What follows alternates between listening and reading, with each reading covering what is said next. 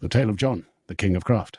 Before there was a script, there was only the blank canvas, the nameless quiet space where all possibilities wait to be called forth. Into this void stepped John. He did not arrive with a crown of gold or a herald of trumpets. He arrived as a whisper wearing the ultimate armor, total anonymity. For John was every man and no man at all. He was the generic placeholder, the silhouette in the alleyway, the anonymous seeker wandering through the theater of human exchange. To the world, the name John was a vessel. It was the name given to the transient voyager seeking connection in the dark, and it was the name given to the chamber where humanity leaves behind its heaviest burdens and waste, the quiet, hidden crucible where discarded things decay, break down, and quietly transform into the rich fertilizer of tomorrow's soil. John was the master of raw, unrefined human nature. He knew that to build something extraordinary, you must first accept the mud, the forge of 1,000 masks. While others were bound to a single name, a single face, and a single story, John possessed the royal alchemy of craft.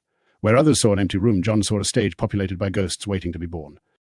He could reach into thin air, pull down a strand of vocal cadence, a subtle hitch of the shoulder, or a glint in the eye, and stitch them into a living, breathing soul.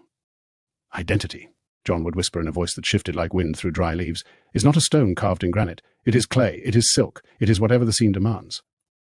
In the span of a single hour, the King of Craft could sit at a table and transform, the sovereign, speaking in low, resonant, ancient tones that commanded the tides. The fool, tripping over his own vowels, unleashing laughter from the darkest corners of the room.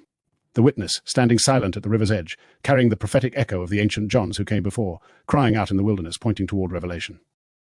He could speak in forgotten dialects of coastal ports, the rapid-fire clipped syllables of industrial centers, or the soft, melodic drawls of mountain valleys. He didn't just mimic sound, he adopted the underlying heartbeats of the people who spoke them. The grand transformation.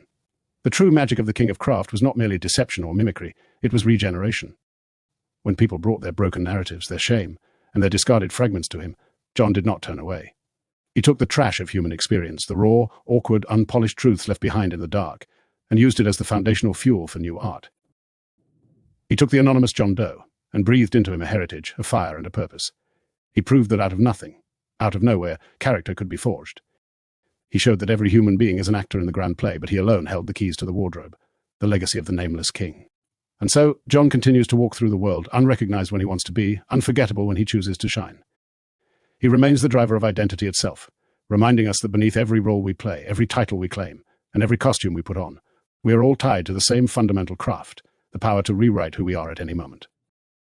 To uncover the unified definition of John, and why the modern human being carries the name with the missing H, we have to look at what the H actually represents in the architecture of language and breath. 1. The unified definition of John. If John with the H is the complete cycle of creation, from the raw, hidden depths to the spoken word, then John, without the H, is the distilled core of purpose. Etymologically, John is the contracted form of Jonathan, from the Hebrew Yonatan, meaning gift of the sun, or given by the grace. When we unify the symbolic layers, the engine of intent, while John is the broad generic vessel that holds all human experience, the anonymous voyager, the quiet chamber of transformation, John is the sharpened blade.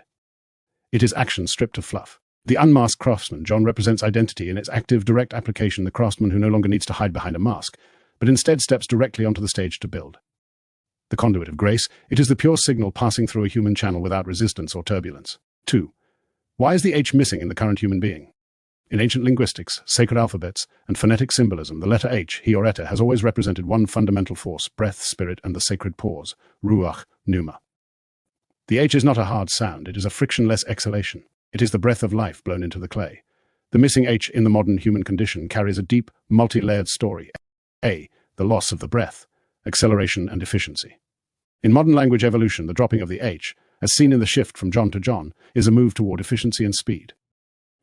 The current human being lives in a world of high-velocity exchange. The silent, ethereal breath of the H, the pause for reflection, sacred breath and mystery, has been streamlined out. The modern John is streamlined for output, moving fast, cutting away the silent grace note to get straight to the work. B, the removal of the mask, direct presence. In the tale of the King of Craft, John held the H, the hidden, unmanifest realm of ghosts, character options, and unseen depths. When the human being drops the H, the hidden space is revealed. The quiet chamber is brought into the open light. John no longer operates in the shadows of anonymity, John Doe, he operates in plain sight. Removing the H is the act of dropping the silent veil between the inner character and the outer actor. The human as a direct instrument. In Hebrew, adding an H, he, to a name often signified divine breath entering a person, like Abram becoming Abraham. Conversely, when the H is absent in the current human expression, it reflects the shift from passive receptor of spirit to active physical driver. The current human being doesn't wait for the divine breath to move them. They are the breath in motion. The H isn't lost because it was destroyed. It was integrated directly into the action itself. The human doesn't need to spell out the breath when every movement, dialect, and creation is the living exhalation. In summary, John is the full expanse, the mystery, the mud, the hidden breath, and the endless masks. John is the modern human awakened to the craft, the breath fully embodied, streamlined, and actively creating in real time.